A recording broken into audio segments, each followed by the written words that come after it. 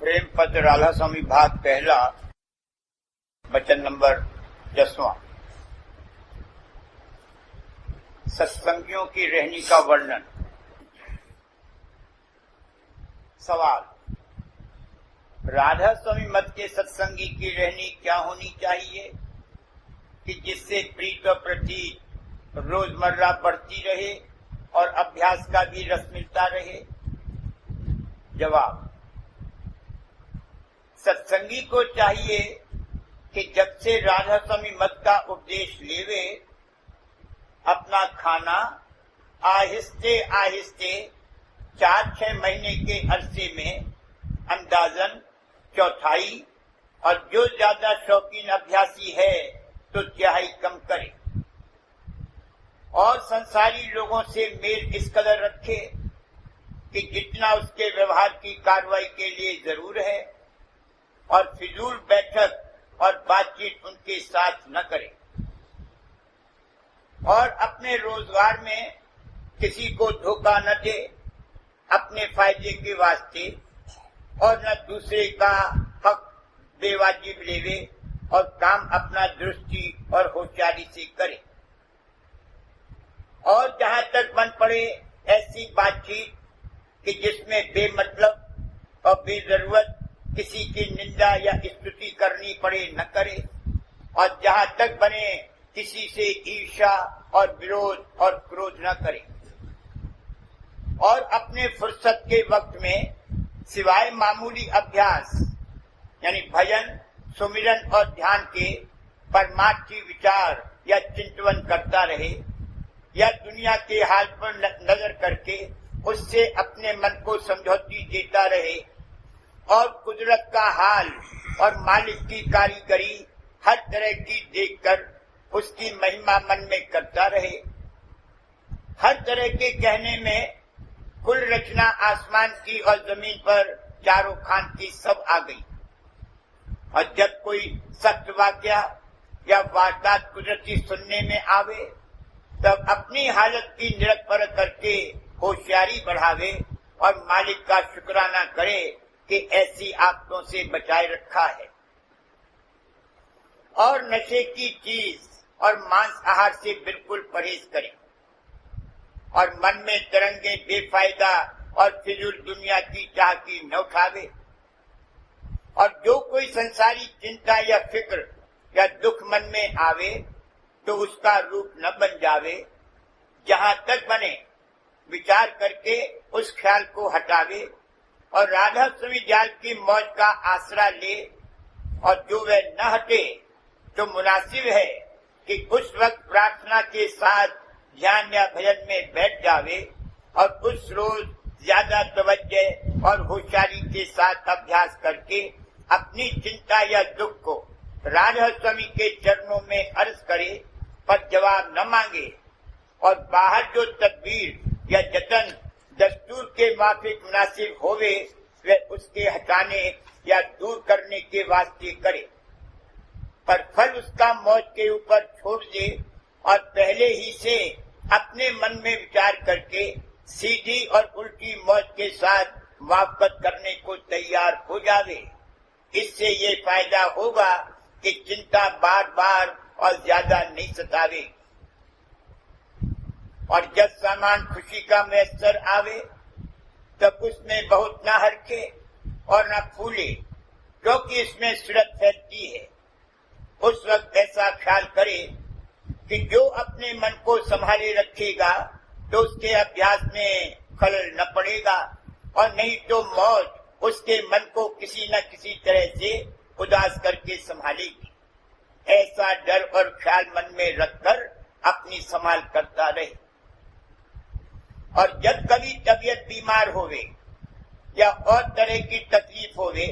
जिससे भजन और ध्यान में बैठ न सके, तो जैसे बने लेटे लेटे या बैठे बैठे मन या चित्त से चरणों का सेवन करता रहे। जो इसका मन या चित्त चरणों में लगा रहेगा तो वह बीमारी या तकलीफ इसको कम व्यापेगी, और जो ज्यादा बीमारी या तकलीफ में ये भी न बन पड़े तो मन से राधा स्वामी नाम का सुमिरन ही करता रहे, और संग संग थोड़ा बहुत स्वरूप का भी ख्याल रखे। इस तरह से भी तकलीफ जरूर थोड़ी कम हो जाएगी। और जहां तक बन सके किसी आदमी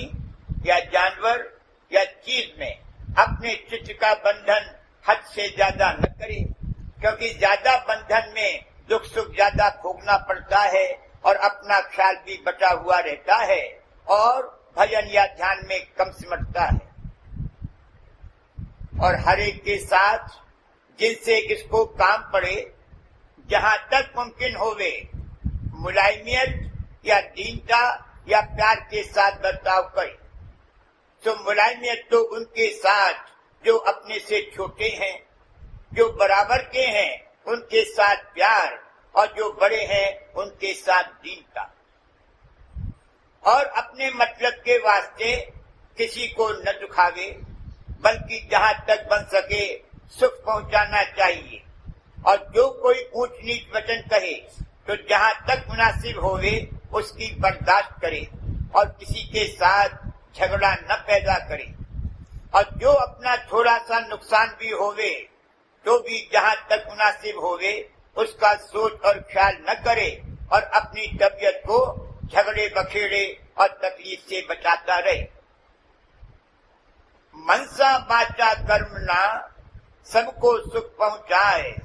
अपने मतलब कारने दुख न दे तू पाए। जो सुख नहीं तू दे सके तो दुख काहू मत दे, ऐसी रहनी जो रहे सोई शब्द रस ले। और जब अभ्यास में बैठे तो जो उस वक्त विरह या प्रेम अंग नहीं है तो अपनी कसरों के ऊपर ख्याल करके चित्त में दीनता लाकर प्रार्थना करता हुआ भजन करे तो जरूर थोड़ा बहुत मन स्थिर होकर रस पावेगा। क्योंकि जब मन का अंग दीन हुआ उसी वक्त थोड़ा बहुत प्रेम अंग जागेगा, और जब प्रार्थना का असर दिल पर हुआ उसी वक्त प्यार अंग थोड़ा बहुत पैदा हो जाएगा, तो उस तरफ से भी दया आवेगी। और मुनासिब है कि अपने मन की थोड़ी बहुत चौकीदारी करता रहे कि फिजूल तरंगे न उठावे, और जो उठे तो उनको जल्द हटाता रहे, और जहां तक बन सके दूसरों की कसरों पर नजर न डाले और किसी पर तान न लगावे। हमेशा अपनी कसरों को देखता रहे और उनके दूर करने का जतन करता रहे। लेकिन जो कोई इसके सुपुर्द हैं या इसके साथ प्यार भाव रखते हैं या इसके वचन को मोहब्बत के साथ सुनते हैं, तो उनको प्यार के साथ या खौफ दिलाकर या जिस तौर से मुनासिब होवे समझावे और कसरों के दूर करने का जतन बतावे। या जो कोई किसके संग में है और उनकी कोई चाल ढाल इस किस्म की है कि जिससे बहुत हर्ज और नुकसान होता मालूम पड़ता है, तो उनको एकांत में या जिस तरह पर मुनासिब हो समझाना, वास्ते उस चाल के छोड़ने की और नसीहत करना दुरुस्त है। और जो वह न माने तो उनके संग से जिस तौर से मुनासिब होवे अपने कहीं हटा ले और अपना बचाव कर ले। ये थोड़ा सा हाल रहने का बयान किया गया है। जो कोई परमार्थी है वो अपनी हालत के माफिक हर जगह और हर वक्त और हर काम में राधा स्वामी जाल की दया की तरफ नजर रखकर जैसी कुछ संभाल दरकार है अपने आप विचार करके कर सकता है। इस वास्ते इस मामले में कोई कायदा खास मुकर्रर नहीं हो सकता। हर एक आदमी अपने निर्मल मन और बुद्धि से थोड़े विचार के साथ हर एक काम में भलाई और बुराई आप समझ सकता है। और जो ये परमार्थी है तो परमार्थ के कायदे के माफिक जिस तरह इसको अपने और पराई के साथ बर्ताव करना चाहिए, ये आप समझकर मुनासिब तौर पर कर सकता है। थोड़ा सा दया भाव और कोमलता हृदय में होनी चाहिए। बाकी राधा स्वामी जाल की दया से सच्चे परमार्थी की संभाल आप हर हालत में होती रहेगी।